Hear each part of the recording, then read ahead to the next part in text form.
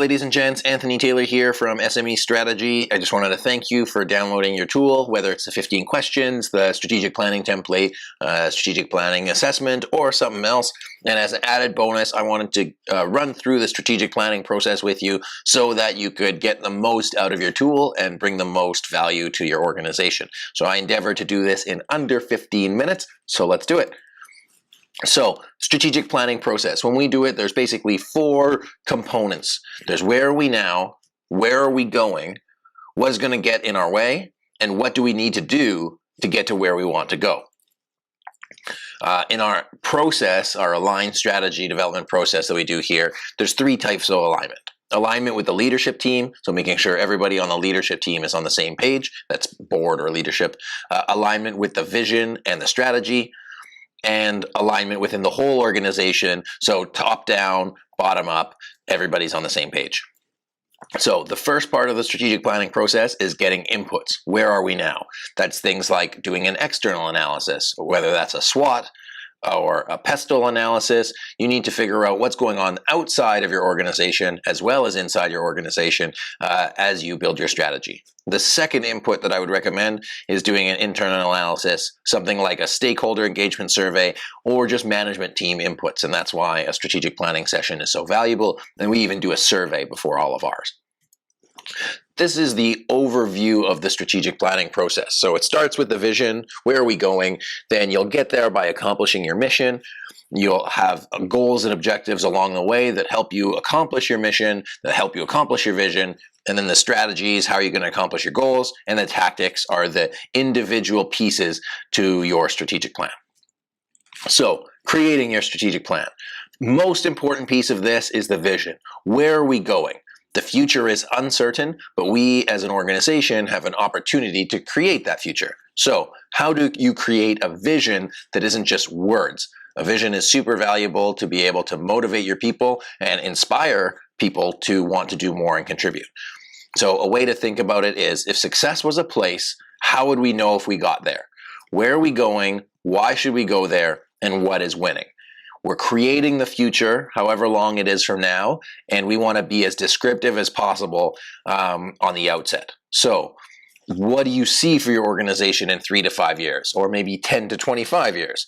What's a big goal within that vision that could polarize your team, and ideally that one big target everybody can contribute to?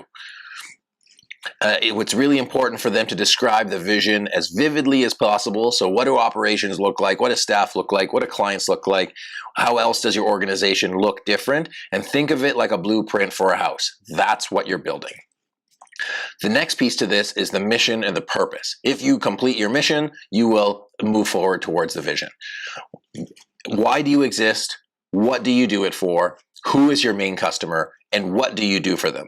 It's important to realize that you have to make it simple to understand, no buzzwords, and this is not a marketing exercise. This is at the core foundation of why your organization exists.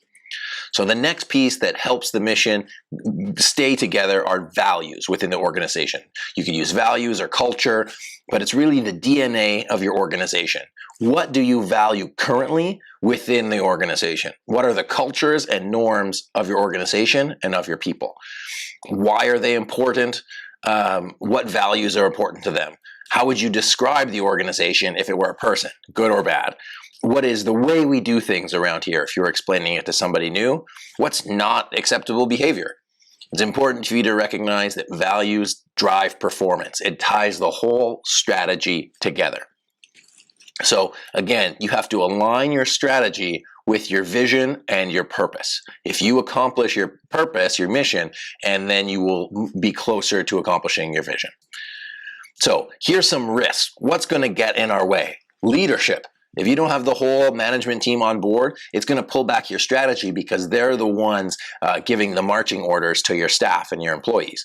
Communication. This is the biggest hindrance to a successful implementation because people don't know what the plan is, they don't know what they're doing, and they're withholding important information that is really crucial to the plan. Resources. If you don't give enough time or money to put something in place, then it's just not going to happen. And then buy-in.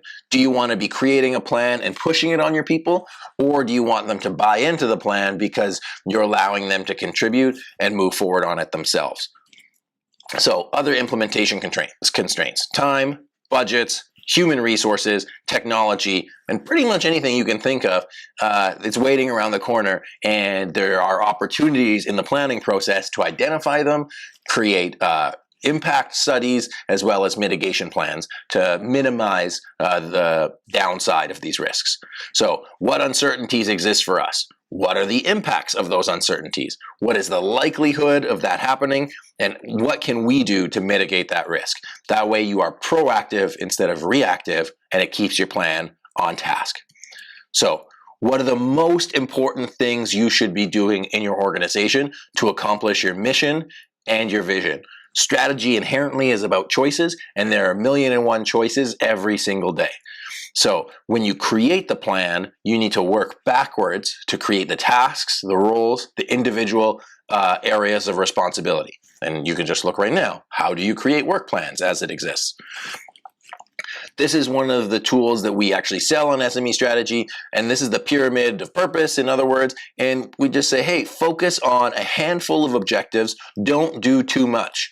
Do the strategic priorities well, make significant progress on them, and then move forward from there. Ideally, your strategic priorities help you accomplish your mission, help you accomplish your vision. It's all alignment. And then from there, you have to put the specific objectives and initiatives, the strategies and tactics underneath, as well as KPIs. So, KPIs, performance measures and targets. How are you going to measure your strategic priorities? How are you going to know if you are successful? And this is really important. You have to have a scoreboard for your people. They need to know how they are going to be successful in your plan. If you don't have that, then they're just going to be working with a less aim, almost aimlessly, and it will really hurt you coming by in. So this is the balanced scorecard. You can find this on SME Strategy or anywhere else. Or your organization fundamentally does 4 things. There's financial metrics, there's customer metrics, there's learning and growth metrics, and there's internal business processes. And from each, you have objectives, measures, targets, and initiatives that all roll into your strategy and that help you accomplish your vision. So another important piece of that are cascading goals. So think of the goals from the organizational level, the team level, the functional level, and the individual. They all should roll up into the ultimate goal of the organization. And so this can be designed, can't really be run in one meeting. It needs to be done over time, and everybody needs to know how they can do their part to contribute to the strategy. So big picture versus practical application. There's people that you have to manage. So who are the key people in your organization that are responsible for functional areas? Where are gaps as far as key functions that you have right now? And are there people responsible for more than one area? That basically means who is going to be the human being, not the department, that is responsible for moving these strategic initiatives forward. The buck has to stop with a person, and people can be hard to manage. Communicating the plan. Like I said earlier, communication is key.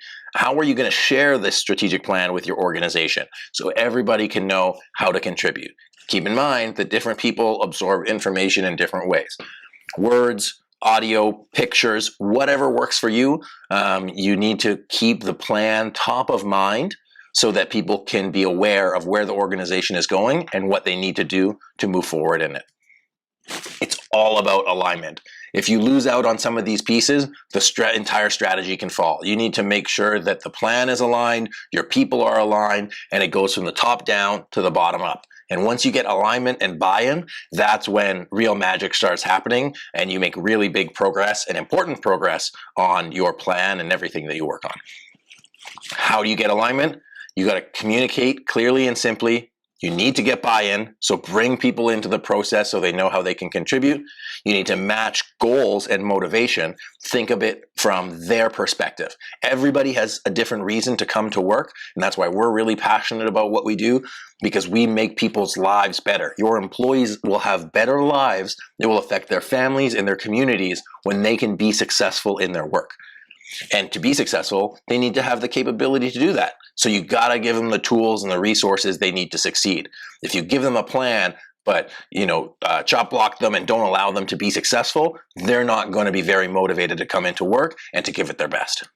So when the rubber hits the road, you need to align your team and execute the plan. That means getting communication and then working backwards from the vision to build a plan that comes together and is well aligned. Like I said, strategy is about choices, and you just need to pick the most important things that are going to move your organization forward in the most effective way possible.